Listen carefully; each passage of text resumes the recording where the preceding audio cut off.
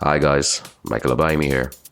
Today, I'll be talking about The Legend of Zelda Tears of the Kingdom, and whether or not I think it can recapture the magic of Breath of the Wild. So the game launches in a couple of weeks, and we finally got our first look at extended gameplay, during which a bunch of new abilities were showcased. So I'd ran a poll on my community tab shortly after the gameplay footage was put online, just to see what everybody was thinking about all the new abilities and stuff. So and out of all the new abilities that were showcased, the one that seems to be garnering the most interest is the fuse ability. So this ability basically allows you to fuse items within the game. So you can basically fuse a stick with a rock to create a stronger item, or you could even fuse like a mushroom with your shield to create a more defensive item. So, and this ability seems to have a lot of possibilities from just what was showcased. There was even a point where they showed Link fusing an arrow with a key's eyeball, and that was able to turn it into a homing arrow, and they were able to kill a bird without directly aiming at it. So the whole thing just opens up the possibilities of matching all these different items together to see what effects they're going to have. So if I had to hazard a guess, I would say this was probably where most of the development time went. I'm trying to balance out all the new abilities, because one of the more controversial inclusions in the first game was weapon degradation, which caused your weapon to eventually break the more you use it. So, and it looks like with this inclusion of fusion, we'll be able to like even expand the usability of some of these weapons, like some of these makeshift weapons that you come across. So it remains to be seen just how extensive this is going to be, but I can still see why everybody's excited for this particular ability. Another ability that was showcased was the Ultra Hand ability, which basically allows you to craft vehicles and other objects within the game. To demonstrate this, they showed Link crafting a boat, or what looked like a boat, from logs and some other objects lying around him. And just from what was briefly shown, we can already see how extensive this ability is going to be, because there were like some of the other vehicles that were shown in previous trailers were actually crafted, meaning that the possibilities are probably endless from what is being hinted at and what they're currently selling. It's looking like players will be able to go all out and craft all manner of vehicles and objects within the game. So this is no doubt a response to players like manipulating the physics engine from the first game and using the minecart to create a flying vehicle and all sorts of things that were able to be accomplished in the first game. So this one just seems like them trying to legitimize the whole creative process, and I'm actually curious to see how extensive they are going to go with this ability. So one of the other abilities which we had actually already seen in prior trailers was the recall ability, which basically allows you to rewind objects within the game. So this functions like a sort of like time bubble where you trap an object and that object moves back in time, like traces paths through space and time. And during the demonstration, they use this to get to one of the areas in the sky, which is actually called a sky island. So they use it to get to one of the sky islands, and the way they did this was there was a rock that was falling from up top, and they were able to use the ability on the rock, and this caused the rock to trace its path all the way back to the island from which it broke off from. So this one is obviously going to have a lot of uses, because in the previous trailer, they actually showed them weaponizing it by using it to strike a couple of enemies. So it's going to be very interesting to see how all of this will play together with each other to actually make the game special. The last ability that was showcased was the Ascend ability, which basically allows you to ascend to the top of any platform that has a ceiling. So this was used to ascend from within a cave up to the top of the hill. So, and basically this is more like an alternative to traversal, because the first game was known for allowing you to climb anything, and a lot of time was actually spent climbing objects.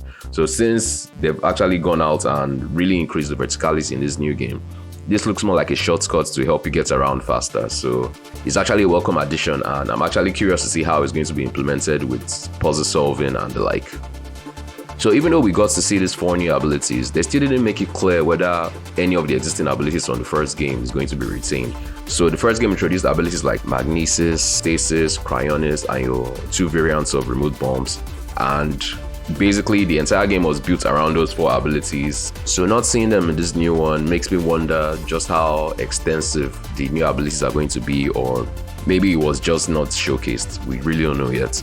So I'm actually curious to know if this will eventually be answered sometime before the game releases in a couple of weeks. So regarding if the game is going to be able to recapture the magic of Breath of the Wild, I actually think from what was shown, what we've seen so far, that it might have a very hard time doing that, because first and foremost, this is a sequel to an already existing game which was very novel for its time. and everything we've seen indicates that the game will be reusing a lot of assets from the first game. It's basically reusing the same map, and the novelty of getting to explore that version of Hyrule for the first time will be gone. So they'll definitely need to find a way to circumvent that, and I can already see that this is being done by the introduction of the Sky Islands, and even from earlier trailers that we saw Link and Zelda exploring caves. So it's looking like there could actually be a cave system as well. So that might be a way for them to show other parts of Hyrule that we didn't actually get to explore in the first game. One major complaint from the first game was the lack of traditional dungeons, and that was not addressed in any form in this latest gameplay showcase. So it remains to be seen if we're actually even going to be getting shrines back, because the last game, in the place of traditional dungeons, gave you a bunch of shrines for you to solve, and there were like 120 of them. And this was like what most of your time during the game was spent doing, aside from also the 4 divine beasts that you also had to tackle. So it would be nice if they actually found a way to reintroduce traditional dungeons, even if we don't get as many traditional dungeons as we used to get in the old games. It would still be nice to get a few or couple of those. But by far the biggest thing that made Breath of the Wild special was just how vast and expansive its open world felt, and how players were constantly rewarded for exploring every part of it. So if there's any one thing that the development team needs to know with Tears of the Kingdom, it is how to replicate that sense of wonder, like that sense of discovery, that sense of exploring and being rewarded for taking your time to go off the beaten path. This is actually funny because one of the complaints that was labeled against Breath of the Wild when it first came out was how desolate the entire game tended to feel. And of course, this was necessitated by the story it was telling, because it was kind of set in a post-apocalyptic Hyrule after a great calamity, and most of all the towns and areas of settlement had been decimated, even Hyrule's castle. But in spite of that, the game world still felt lived in. The game world still felt like it had things to see, things to do, like areas to explore. It still felt like a living, breathing world. I mean, even up to today, players are still discovering areas of the world that is fleshing out the lore, as well as creative ways to mess with the world itself. So it remains to be seen if Tears of the Kingdom will be able to match that level of interactivity and that level of discovery. But come what may, I'm actually quite confident that the team at Nintendo will be able to at least do something that tries to one-up what they did in the last game. Anyway, those are just my thoughts on whether or not I think Tears of the Kingdom will be able to replicate the magic of Breath of the Wild. What do you think personally? Do you think Breath of the Wild was a game that is unlike any other? Do you think they'll be able to replicate its magic in Tears of the Kingdom? Let me know in the comment section down below. Don't forget to like this video if you enjoyed watching this discussion, and to subscribe to the channel with notifications turned on if you'd like to see more discussions like this in the future. And until the next one, this is Michael, signing off.